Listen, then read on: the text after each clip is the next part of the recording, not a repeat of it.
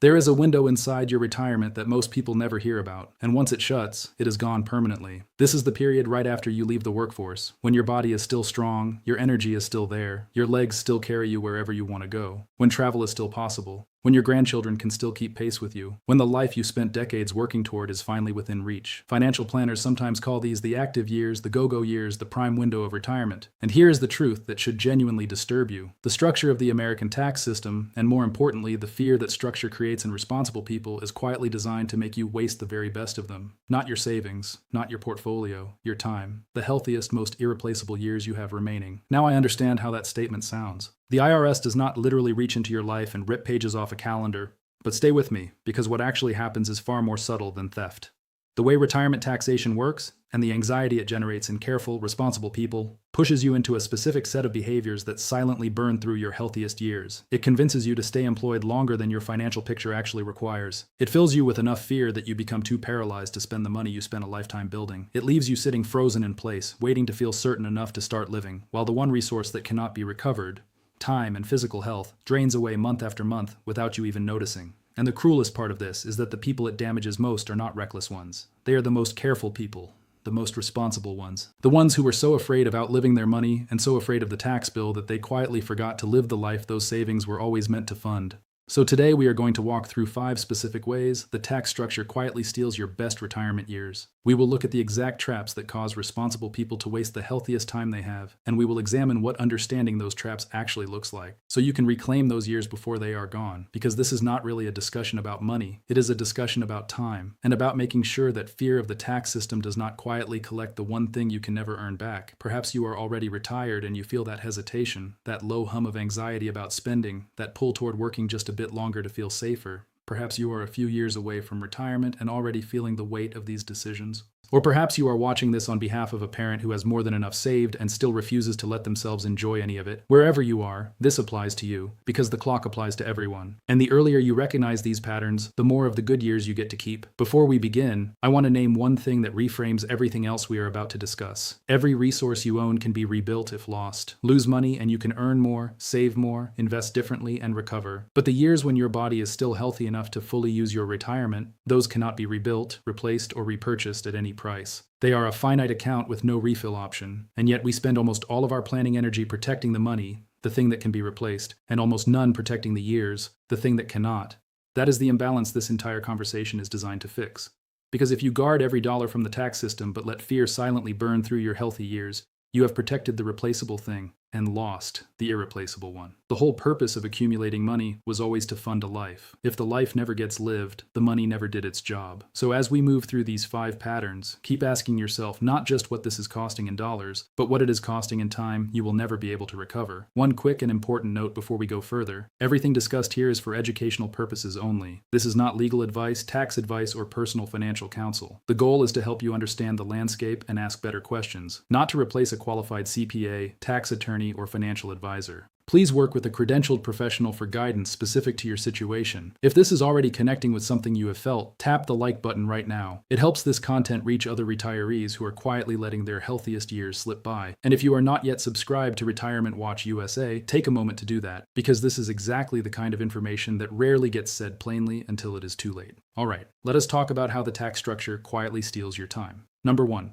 The fear that keeps you working longer than you had to. The first and potentially most expensive way the tax structure steals your time is this. It convinces you that you cannot afford to stop working yet, when your actual financial picture very often says otherwise. The internal voice sounds something like this: if I retire now, my withdrawals will be taxable. A portion of my Social Security income may become taxable. I will lose my regular paycheck and the sense of security that comes with it. So I should work one more year just to be safe. Then one more after that. Then one more after that. Each additional year feels like the responsible choice. Each one feels like caution. And each one is another healthy year handed over, gone permanently, never to return. Here is what is actually happening beneath that fear. Most people have never genuinely looked at the numbers. They carry a vague, generalized dread of taxes and retirement, a sense that the moment they stop earning, the IRS is waiting to take a devastating portion of whatever they withdraw. That dread keeps them attached to employment long after the financial case for staying has evaporated. But when people finally sit down and honestly examine what their retirement income would be, where it would come from, and what it would realistically be taxed at, they are often genuinely stunned. The tax bill they imagined was far smaller and far more manageable than what their anxiety had been constructing in the background. The fear was entirely real. The reason for it usually was not. And notice how this feeds on itself. The longer you avoid actually looking at the numbers, the larger and more undefined the threat becomes, and the more reasonable it feels to postpone for another year before confronting it. The avoidance and the fear grow together, each making the other more powerful, while the healthy years quietly drain away in the background. The path out of this is almost embarrassingly direct, though it requires a small amount of courage to take the first step.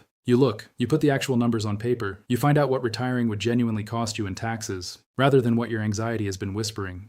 Nearly everyone who finally does this reports the same experience, a kind of relieved disbelief, because the reality was so much less severe than the dread. But that relief only reaches the people who look. The ones who keep avoiding it keep paying, year after healthy year, and consider the trade they made without fully realizing it. They traded years of health, energy, mobility, and freedom, their active window, the years that cannot be recovered, for the feeling of safety from a tax threat they never once measured. They kept working through the very period when travel was still possible, when their knees still cooperated, when their spouse was still healthy enough to enjoy those experiences together, all because no one ever showed them that the fear was something they could actually face and defeat. That is the first theft, and it is enormous. The tax system did not take their money. The fear of the tax system took their best years. To make this concrete, picture someone who, by honest assessment, could retire comfortably at a reasonable age. The money is there, but every time he imagines stopping, the familiar dread surfaces. He pictures the withdrawals being taxed, the Social Security income being partially taxed, the steady paycheck disappearing, and it frightens him into staying one more year. He tells himself it is the responsible thing to do. So he continues, he keeps commuting, he keeps spending his mornings and his weekends and his physical energy in exchange for a sense of security. And the years he is burning are not just any years. They are the ones where his body still cooperates, where his spouse is still well, where the trips they always planned are still physically realistic. He is spending his single best, most irreplaceable window earning money he very likely already had enough of, to avoid a tax threat he has never once actually measured. And if he had simply run the real numbers honestly, one time, he would very likely have discovered that the tax reality was nowhere near the size of the fear, and that those additional working years bought him almost nothing except the postponement of a fear that was always beatable. The fear felt like prudence. It was, in fact, among the most expensive decisions he ever made, and the currency he paid in was not dollars, it was the best years of his life. I want to ask you something right now. Answer honestly, just in your own mind. Have you ever told yourself you need to work just one more year, primarily because the idea of taxes and reduced income in retirement makes you nervous, without ever actually sitting down and running your real numbers? If yes, type the word yes in the comments below. If you have genuinely sat down and examined your actual numbers, type no. I read every comment, and I have a strong feeling that the word yes is about to appear there repeatedly, because almost no one has ever been shown how beatable that fear actually is. Number 2. The fear of withdrawals that makes you too afraid to spend your own money. Now here is the second theft, and it is the quietest and in many ways the saddest one of all. Let us say you do retire.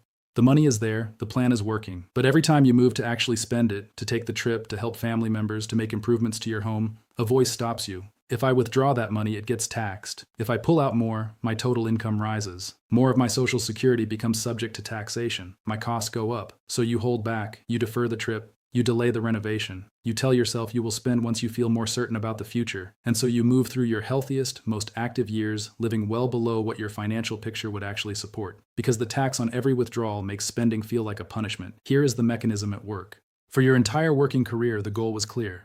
Make the number go up. Save more. Grow the accounts. Watch the balance climb. That discipline served you extraordinarily well while you were accumulating. But in retirement, that same instinct, now combined with the sting of being taxed on every withdrawal, quietly destroys the years you worked so hard to reach. Watching a balance decline feels wrong, even when the plan calls for it, even when things are working exactly as designed. And the tax hit on each withdrawal makes the experience worse. It feels as though the system is penalizing you every time you reach for your own money. So you stop reaching, and the years pass. There is genuine research supporting this pattern. For a significant portion of retirees, underspending turns out to be a more pressing problem than overspending. People retire with more than enough and then deny themselves for years, postponing trips and experiences they could comfortably afford, frozen by the fear of depletion and by the discomfort of being taxed on what they access. And the genuinely heartbreaking dimension of this is the shape it creates. Your retirement spending naturally wants to be highest in the early years, the active period when you are physically capable of doing and experiencing the most, and it naturally declines later as physical capacity diminishes. Fear inverts that entirely. It causes you to spend the least precisely when you should be spending the most, during the narrow window when your health still lets you fully enjoy what you have built. By the time you finally feel safe enough to loosen up, that window is frequently already closing. The fear of withdrawals did not just cost you money. It cost you the experiences those years were designed to hold. Notice how quietly this works because it rarely looks like fear from the inside. It looks like wisdom. Picture someone who retired with more than enough. The plan is sound, but the trip to see family keeps getting postponed because making a withdrawal feels wrong when she thinks about the tax implications. The home improvement she has wanted for years stays undone because the spending would push her income up and expose more of her Social Security to taxation. So she waits. She tells herself next year she will feel more confident about it. Next year, the same voice is there, wearing the same face of responsibility. Year after year, she lives smaller than her financial reality would support, withholding from herself the very experiences the money was accumulated to fund. Because the tax on every withdrawal makes accessing her own savings feel like an error. The research is clear on this. For many retirees, arriving at the end with most of their wealth untouched is not a victory. It is a quiet tragedy. Trips not taken, help not given, experiences not lived, not because the money was not there, but because fear and the sting of taxation kept their hand from their own resources. The money was never the problem. The fear of using it was. Second honest question of this conversation. Have you been putting off something you can genuinely afford? A trip? A renovation, a gift to someone you love, partly because making a withdrawal means a taxable event, and that just feels wrong? Type yes or no in the comments. There is no judgment here. This hesitation is one of the most common and most human experiences in all of retirement. And simply seeing it clearly for what it is can begin to shift it. If this is resonating, please tap that like button again, because this is exactly the kind of thing most people never get direct permission to hear. Number 3. The frozen years, when fear of a tax mistake leads to no action at all. The third theft is paralysis. Retirement is full of decisions, and many of them carry a tax dimension. When should you begin Social Security? Which accounts should you draw from and in what sequence? Should you move money between account types this year? Should you restructure anything now while your income is lower? Here's what happens to a careful, responsible person facing that landscape. The fear of making a costly tax error becomes so heavy that they make no decision at all. They freeze. They leave everything exactly as it is, year after year, because inaction feels far safer than the possibility of choosing wrong. And while they remain frozen, the active years pass quietly by. What they fail to realize is this. Inaction is itself a decision, and it is frequently the most expensive one available. The years immediately following retirement, before required minimum distributions begin, represent some of the most strategically valuable and financially flexible years you will ever have for managing your tax situation. Your income is often at its lowest point. That creates space to take measured, deliberate steps at low tax rates, space that disappears permanently once that window closes. But the person paralyzed by fear lets that entire window pass without using it. The most valuable tax management years of their life go by untouched, because the fear of making a wrong move prevented them from making any move at all. So they arrive in the later years having missed the window entirely. When the government-mandated withdrawals begin, the balances are larger than they needed to be. The required amounts are bigger. They stack on top of Social Security and other income, pushing effective tax rates higher and increasing the financial burden year after year for the rest of retirement. The cruel irony is this: they were so afraid of making a tax mistake that they committed the most expensive one, which was to do nothing during the only years when deliberate action would have provided the greatest benefit. Fear told them that stillness was safety. In truth, stillness was the theft. And those frozen years were the good ones. They cannot be recovered. To make the paralysis concrete, picture someone newly retired, staring at a list of financial decisions. The tax dimension on each one creates enough anxiety that rather than risk a mistake, they choose the option that feels safe. They do nothing. Leave everything where it is. And it feels like prudence, because they have not done anything wrong. But the years are passing.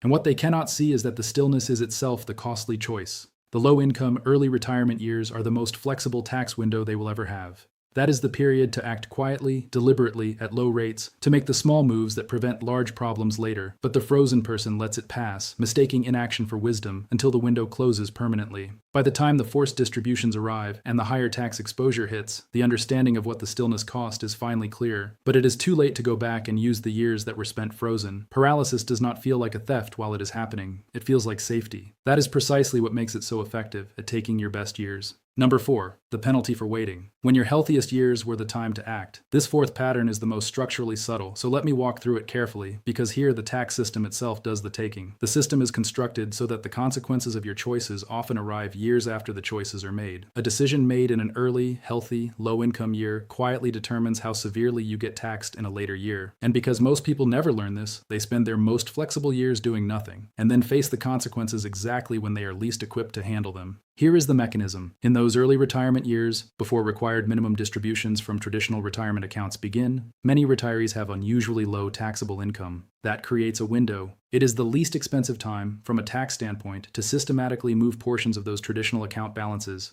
doing so incrementally at low rates. But because there is no external pressure forcing action, the healthy years drift by. The accounts keep growing, untouched, and that feels responsible. Then the government-mandated distributions begin. The balances are now substantially larger. The required withdrawal amounts are consequently larger as well. They arrive on top of Social Security income and everything else, pushing effective tax rates into higher territory, and maintaining that elevated tax exposure year after year for the remainder of retirement. The patients that felt so disciplined during the healthy years quietly assembled a tax burden that detonates in the later ones, and here is specifically why this steals time rather than just money. By the time that burden arrives, the active window is frequently already closing. Health costs are rising, flexibility is diminishing, energy is declining. The elevated tax exposure does not merely reduce wealth, it lands with maximum impact precisely when the capacity to adapt is at its lowest, and it is a burden that modest, deliberate action during the healthy years could have significantly reduced. The tax structure rewards those who act during the good years and quietly punishes those who wait. Most people, never told this, wait. The healthy years pass unused as tax management opportunities. The consequences arrive when it hurts most. To make the timing concrete, picture someone in her early healthy retirement years with a large traditional retirement account she is proud of preserving. Her income is low. Life is full. It feels responsible to let the account continue growing. Nobody is requiring her to touch it, so she does not. Year after year of healthy, flexible retirement goes by. Then the required distributions begin. The account is now considerably larger than it was, so the mandatory amounts are large as well. They pile onto her Social Security and other income, pushing her tax exposure into higher brackets, and keeping it there every subsequent year. And the part that makes it a theft of time rather than simply of money, those heavily taxed years arrive precisely when she is slowing down, when health concerns are growing, when her ability to adapt and enjoy is diminishing. The extra tax burden does not just reduce her financial resources, it introduces stress and financial complexity into the very years that should have been the most peaceful. All of it traces back to the healthy years, when she had every opportunity to act gently, at low cost, and chose not to, because waiting felt safe and no external force was compelling action. The structure rewards quiet, purposeful action during the good years. It penalizes extended patience with a larger bill in the harder ones.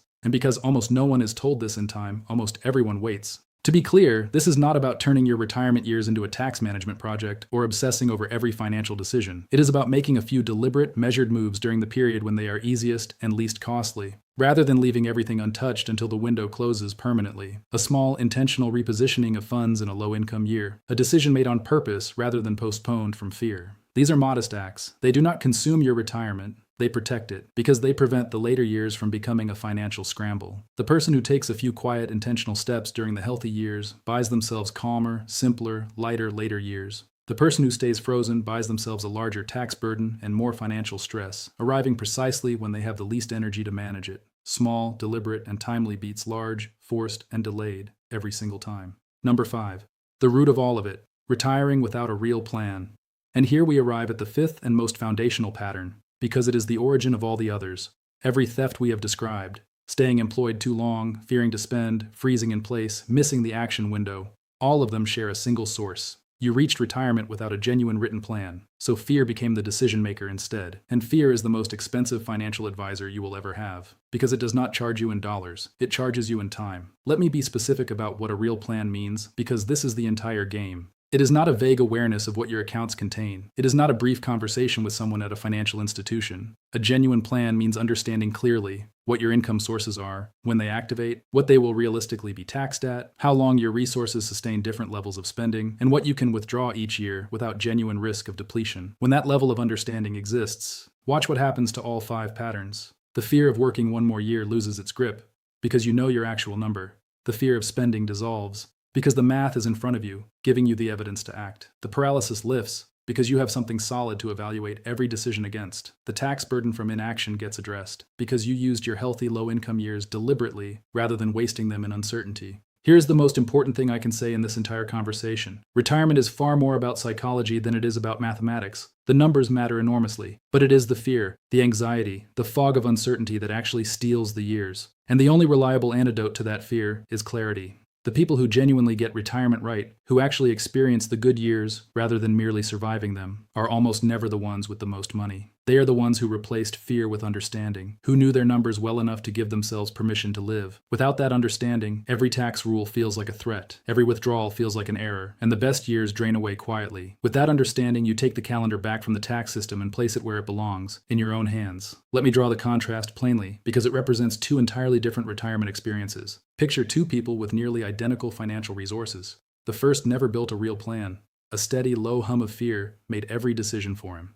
Fear told him to keep working. Fear told him not to spend. Fear told him to freeze. Fear told him to wait. And fear, as it turns out, is the most expensive advisor in existence because it never sends a bill in dollars. It collects its fee in years. The second built clarity. She understood her income, her tax exposure, her sustainable spending level. And with that knowledge, the fear simply had nowhere to stand. Every decision had something solid to rest on. She did not need unusual courage. She needed a plan. And the plan delivered the freedom that fear had been quietly taking from the other. Same money, completely different retirement. One of them protected their wealth, the other protected their wealth and actually lived the years it was meant to fund. The plan was never primarily about extracting a few additional percentage points of tax efficiency, though it accomplishes that too. The plan was about recovering the years from fear and returning them to their rightful owner, you. And I want to be specific about why written clarity dissolves fear so completely, because the mechanism is almost mechanical. Fear thrives on the undefined, a vague dread of tax exposure, a fuzzy worry about running out, an unmeasured anxiety about withdrawals. These grow enormous precisely because they are never pinned down and examined. The moment you put your actual numbers on paper, the fog has nowhere to hide. You can see in clear terms what you can spend, what the real tax cost looks like, and how long your resources last under realistic scenarios. And almost always, the reality is considerably gentler than the dread had been.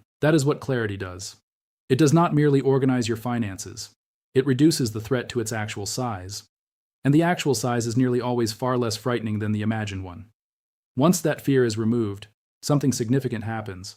The decisions that once felt overwhelming become almost ordinary. When to claim benefits, what to spend, what to move, and when.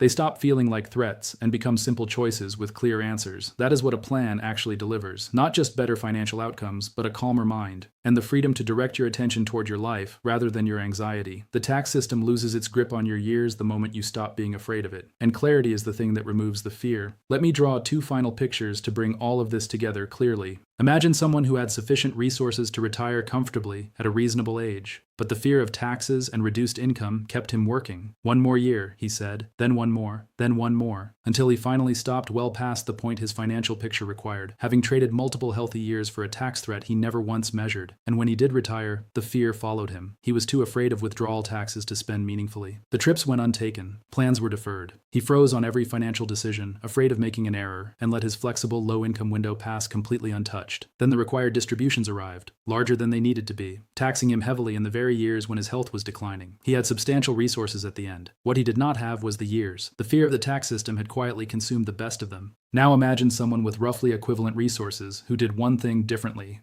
She refused to let fear make her decisions. She sat down and gained genuine clarity. Her real income picture, her actual tax exposure, her sustainable spending level. And that understanding changed everything. She saw that her financial picture supported retiring while she was still physically capable of enjoying it. So she did. She understood what she could safely spend, so she actually spent it. Taking the trips, helping her family, creating memories during the active years when they meant the most. She used her low-income window intentionally, making modest, measured moves at low tax rates, so no compounding tax burden was waiting for her later. She made deliberate decisions instead of freezing, because she had something concrete to evaluate them against.